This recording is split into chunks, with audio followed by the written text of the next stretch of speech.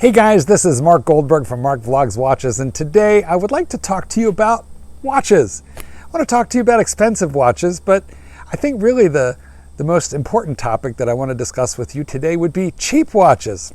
That's right. We're going to talk about the cheap stuff, or at least the lower end of the economic and horological scale. And what do I think of it?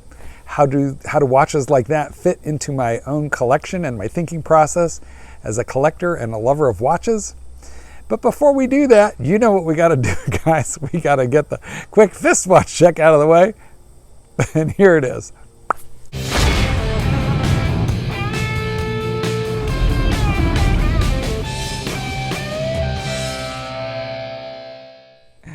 Well, today I am wearing not a cheap watch. I'm wearing a Submariner, a Rolex Submariner. It's a hard watch to get, and it is by no means inexpensive. But, you know, why am I laughing? I think it's because I have been all over the board with this channel in terms of what I have said about watches at the lower end of the scale. Like so many of you, I have copied the Archie luxury language. You know, and you people who watch Archie, you know what I mean, what we call, you know, cheaper watches.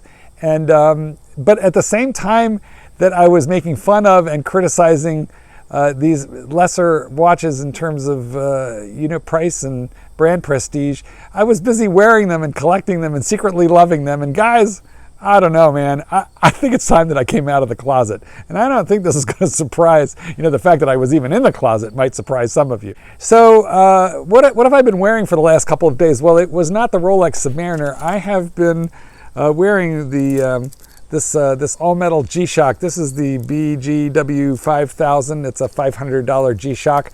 But you can get something that looks exactly like this for like $40 in resin or plastic. And then there's something called the Casio Royale, which you can get for $25. Let me show you a picture of it right here. So that's that. You know, that watch. It's a $25 watch with a 10-year battery, and I have a confession to make. I love that stuff. I'm not a big fan of the black plastic G-Shocks, but you know, these metal or metallic looking ones with world time functions, you know, I like that stuff. This one Bluetooths to my cell phone, which is nice because you know, it can keep the time and the date updated. It keeps track of daylight savings time. I don't know, I'm just fascinated by that stuff. And it's not even a mechanical, obviously it's a digital quartz movement. So, cheap watches, what do I think? Crappy watches even. What do I think? I love them. I gotta tell you, I like expensive watches. I do. I really like Rolex. I would say if I had to pick one specific brand as my overall favorite brand of watch, it would definitely be Rolex. And that's reflected in my collection. I own 10 of them now. By the way, guys, I have been promising for years to like lay them all out in a row and just review all of them. And well, I'm going to promise it again. Before the end of the year, I will give you a state of the Rolex collection, and I will lay them all out on a table end to end, and we will talk about each of them. But what I can tell you is I own 10 of them. Generally speaking, they reside in a bank vault, and then I just pull them out of the safe when I want to wear one. And yeah, so this is the one that I'm wearing lately. But what do I have flipped through lots of lesser expensive watches. Now, some of what you might categorize as lesser expensive, I just mean relative to the Rolex. There is greater expensive, FP Journe, Patek Philippe. These are watches with a greater level of handwork, finishing, a greater level of horology, and they make a Rolex Submariner look cheap. It is the only Patek that I really like, I'll put the reference number in right here. It's a pilot watch, and it's white gold, and it's approximately $45,000 on the used market. And I feel like this is just too much for a single watch that I am likely at some point to bang into a dog kennel. And, you know, maybe a Patek is the kind of thing that you're supposed to wear with a suit. And I'm a dog trainer, so when do I wear a suit? You know, if somebody gets buried or married, I put on a suit. When am I ever going to wear a Patek Philippe? I just think I'm with the dogs too often. You can see my surroundings. They're kind of beautiful, but it's, you know, rural and boondocks out here. So anyway, So guys, I don't think that Omega is a cheap brand, but it's certainly cheaper than Rolex.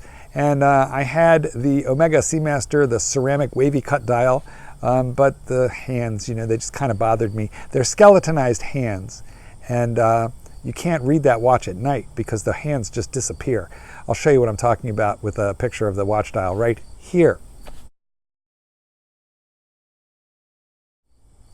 So I kept that Omega for a little while, and then I flipped out of it. But listen, the Omega at $5,000 is by no means inexpensive. It's a respectable watch.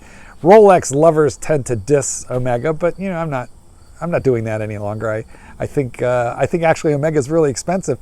I also love my watches in the $500 range. As some of you like to tease me, I bought a Phoebos watch for, I don't remember, what was it, like I think it was $280. But hey, you know, I thought that was a pretty cool watch given that it had 1,000 meters of water resistance, and I don't know if it was a Miyota or an NH35. I think it was an NH35. That's a cheap Seiko movement in it. But you know, it was accurate to within 20 seconds a day. This is accurate to within like 1 or 2 seconds per day. But you know, hey, my Phoebos, for under $300, 1,000 meters of water resistance, I don't know, I thought it was cool. I thought it was fun. But I want to avoid having like this giant drawer full of $300 watches. Not because I worry about the money so much, but because if I own a watch, I feel like I should wear it, and it calls to me from the box. Mark, you haven't worn me. You know, it's just, I think this is why I laugh about this, because I am recognizing the craziness that is me. And there's a certain amount of obsessive compulsion involved here. If I own a watch, I feel like I should rotate it. And if I'm not rotating it regularly, I feel like I'm neglecting it. You know, if I'm neglecting it, why do I own it? And then I might think about flipping it. And I just don't have quite the same feeling about Rolex, because I feel that those, I'm justified in just keeping them and holding on to them and hoarding them, my precious. You know, it's, guys, sorry, it's like there's a little bit of a sickness involved here. And if you have watch disease, well then you know exactly what I mean. I don't have to explain to you, but for the rest of you, we have a problem. You know, Whitney Houston, we have a problem with watches. We can't stop. And one of my problems is not just acquisition. It is rotation. If I own it, I want to wear it. So that's why I flip out of the lesser stuff from time to time. So yeah, I gotta say, I do love me some cheap watches. This is like filet mignon, but every once in a while, I like to eat meatloaf or a hamburger, you know, and wear something, you know, cheap and vinyl and nasty. So now, mind you, I sold off a lot of the Breitling, not that they're cheap and nasty, because they're not cheap watches, but they're not quite up to the level of Rolex, especially in the mind of most Rolex collectors. I had 4. I'm down to 1, which is the which is the Breitling World Time. I sold off the other ones because they're not cheap watches. They're expensive watches, but I wasn't rotating them, and they certainly weren't going to gain in value. So they were what I would call mid-tier watches, and those had to go. I really like owning the upper tier Rolex. I know there's stuff on the pyramid way over Rolex, but you know, I don't think I am horologically deserving, you know, of a Patek. I think Rolex is really right at the sweet spot of where I should be in terms of my collection, at the high. And but you know, hey, there is still a love for the $500 and under watch. That's why I really love watching when Bruce Williams and Random Rob review the $500 and below category. I'm eating it up. And when they do that, I'm on the verge of buying every single one of those watches that they show, because I just love watches. You know, when I was a younger guy, like in college, for example, I couldn't afford to buy multiple watches, but I always wanted to wear a watch. Generally, they were Seiko watches with the day and the date at 3 o'clock. And you know, this was in the 70s, guys, mid to late 70s, and those watches were not nearly as robust as they are today. At least the ones that weren't diver watches, and I didn't know about an SKX or the dive history of Seiko, so I just went to the department stores and bought a watch, and usually within a year they would fog up on the inside because they'd get water in them. the mineral glass would get all scratched up, or they would just quit working. So I would get anywhere between a year to a year and a half out of a watch. And I seem to recall that the price point was often somewhere right around $70, which seemed like quite a lot, especially if it's only lasting, you know, a year, under 2 years. But it was always an exciting time when I could go to the store and shop watches. I've always loved them. And so I'm still a little stuck on my low-end watches, reliving the joy of my youth. Watches today are a great deal more robust than they used to be, so they just don't break as easily. They don't get water damage. They just don't fall apart, even you know, the relatively inexpensive watches. But I'm still stuck on these guys.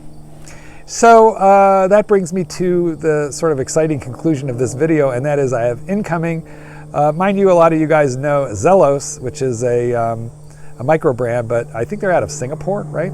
But you know, hey, I don't know everything, so it's a watch that I just discovered.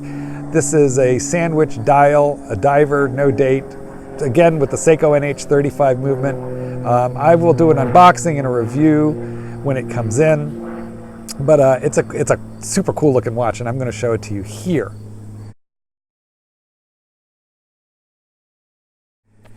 And so I think that that's a really interesting looking watch. Oh, and it comes full kit, and with a Horween leather strap, and the bracelet, and the spring bars in that watch are those quick release ones.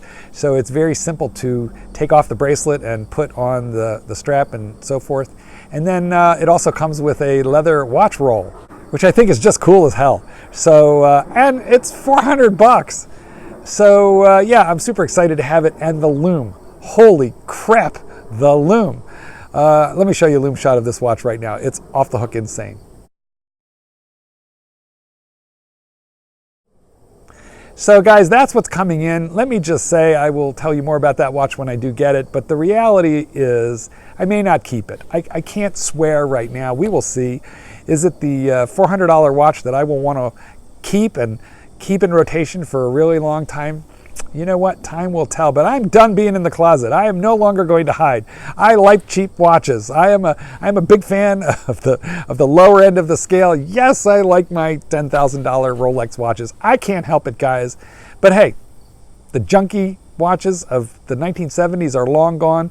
You can buy some amazing watches in the $200, $300, $400, $500 range.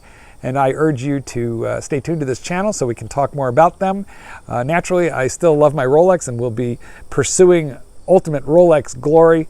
But if you like junky watches, if you like cheap watches, if you're offended by the terms that I'm using, tell me in the comments. What do you like? Why? And hey, thank you for joining me. Thanks for spending time. Please subscribe. Let's do it again. And right now, this is going to be Goldberg. Peace out of the closet, man. Cheap watches. You know you have one.